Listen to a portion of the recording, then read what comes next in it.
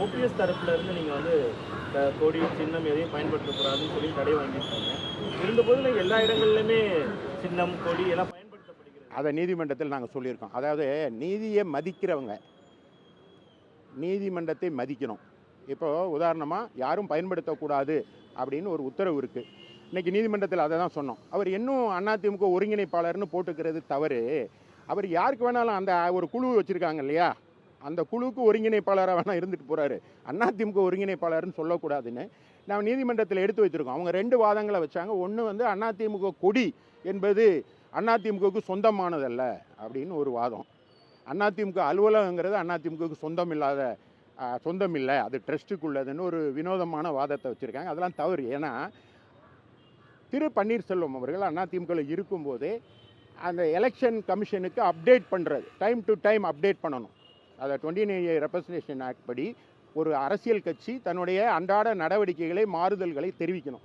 அப்போ அவரை தேர்ந்தெடுக்கும் போதும், அவரை ஒருங்கிணைப்பாளரை தேர்ந்தெடுக்கும் போதும், அதுக்கு முன்னால் திருமதி சசிகலா அவர்களை தேர்ந்தெடுத்த போதும் நீக்கிய போதும் நாங்கள் டைம் டு டைம் அப்டேட் பண்ணியிருப்போம் இல்லையா. அப்போ அந்த பைலாவில் கொடியை பற்றி இருக்குது.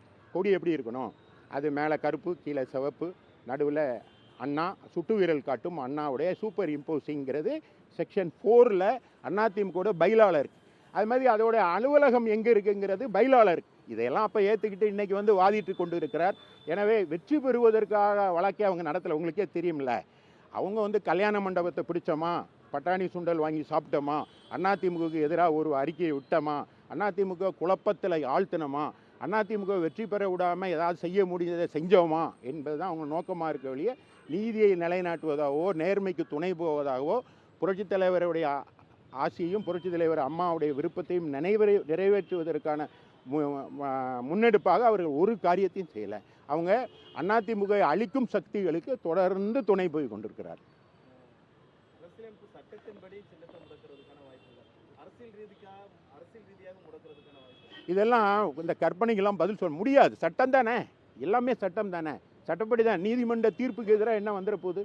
ஒரு நீதிமன்ற தீர்ப்பு இருக்குது, அதை வந்து உச்சநீதிமன்றம் வரை நாங்கள் சென்று நிலைநாட்டியிருக்கிறோம். நாங்கள் தான் அதிமுகன்னு நிலைநாட்டியிருக்கிறோம். எனவே டிவியில் சாயங்காலமாக உட்காந்து பேசுகிறவங்களுக்கு, அதாவது இன்னும் அழகாக சொல்கிறேன், ஒன்றுமே கிடைக்காதவங்க அவல் கிடைச்சா விட மாட்டாங்க, ஆனால் அவலை மெல்லுவாங்க. இப்போ டிவியிலலாம் உட்காந்து அறிக்கை அதிமுக சின்னத்தை முடக்கிடுவான்னு சொல்கிறவங்க தங்களுடைய பல்லையே மென்று கொண்டிருக்கிறார்கள் என்பதை தெரிவித்துக் கொள்கிறேன்.